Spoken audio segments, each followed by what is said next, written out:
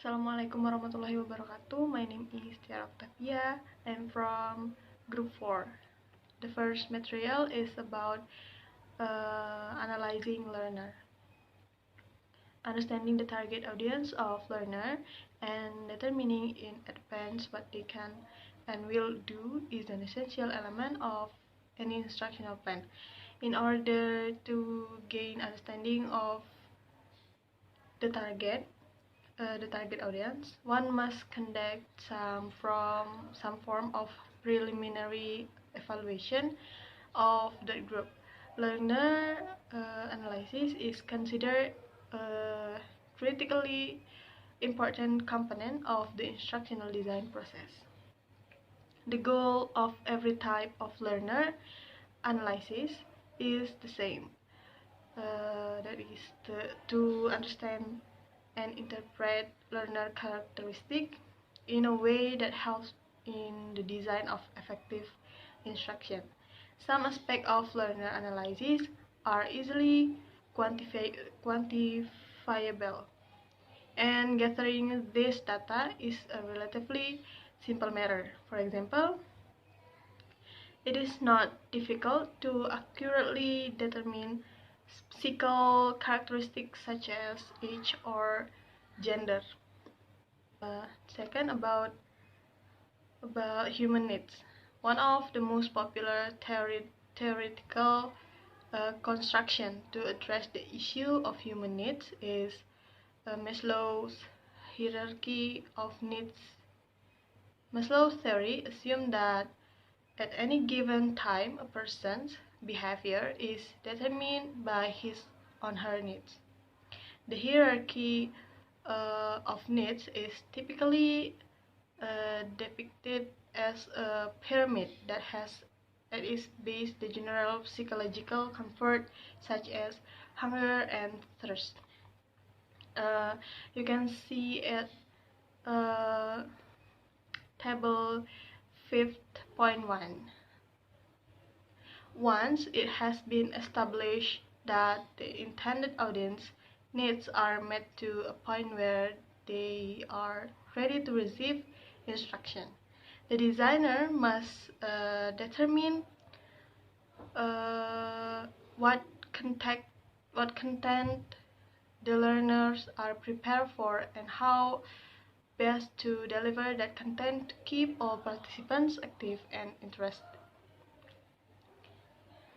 The next material about captive audience or willing volunteers.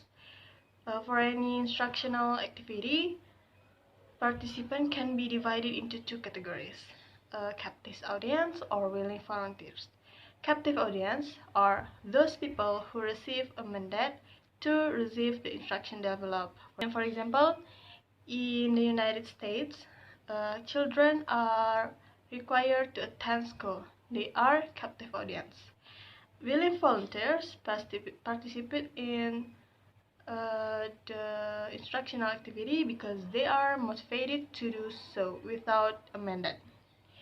Taking course for pleasure or pursuing an advanced degree are most often instructional activities in which individuals choose to participate. The last one is learning styles.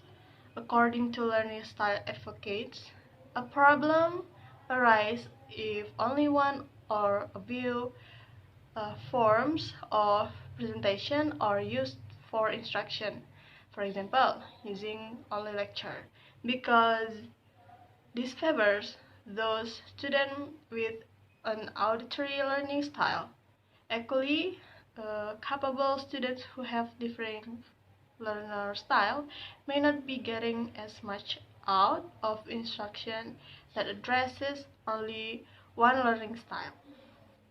Popular instruments of learning style assessment include the Myers-Briggs type indicator, the learning styles inventory, the Sternberg-Wigner self-assessment inventories, and the embedded figure test. Assalamualaikum warahmatullahi wabarakatuh. Let me introduce myself. My name is Valdha Verzanola. I wanna explain about universal design for education, user-centered designs. When school introduces universal design, student diversity becomes a powerful component of education's environment. But implementing the universal design framework goes beyond accommodating individual learners. User-centered design is intended as a way of looking at the entire software development process in terms of the end user instead of in terms of the programmer or the machine. And the next, popular approaches to analyzing learners. 1. Begin with the realizations that a learner analysis is a working document that will not be published or seen by by anyone other than yourself, if and perhaps other members of the instructional design team. Is it not necessary to organize the content into specific categories? Number 2, write down everything you think you know about target audience. If it seems challenging to get started, begin with trigger questions, such as, why are they taking this course? Do they want to be in this course? What training and experience do they have in relation to the subject matter? And the last, describe the range of characteristic whenever possible. I think that's enough. Wassalamualaikum warahmatullahi wabarakatuh. Learner analysis procedures. All the previous described approaches have one thing in common. They emphasize the need to gather information about the target audience in order to create effective, efficient, and engaging instruction for a particular group. Another element common to most students' analysis approaches is the recognition that members of any group will have these diverse abilities and interests. With all this in mind, the instructional designer must create a useful working document that describes the target audience. There are many possibilities for creating such a document. The two possibilities are: 1. That data cards of student characteristics, and then 2. Fictitious profile of average target audience member, and 2. Carding learner characteristics data. In carding learner characteristics data, typically instructional designer define the range by describing the average learner, the challenged learner, and the gifted and the talented learner. An average learner can be defined as the typical participant, the person who is most similar to the largest portion of the target audience. The challenged learner can be defined as an individual who doesn't have all the entry competencies of the average learner. The challenged learner may also have some differing physical abilities or learning characteristics. The gifted and talented learner can be defined as an individual with exceptional skills or abilities in all or part of the instructional content. This person may have had more training in the area or may excel naturally. Creating a fictitious profile of the typical learner. To fully develop a profile of the typical learner, consider what the learner might say about him or herself, what other people might say about him or her, and what performance evidence is available about the target audience. Like example, grades in previous course or project complete in other instructional settings.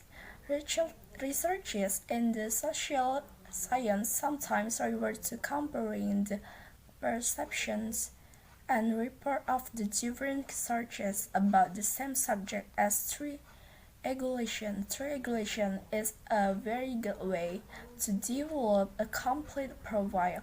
You can see it in figure in 5.3. And then both charting and the creation of fictitious profiles have strengths and weaknesses. On the one hand, the chart is a handy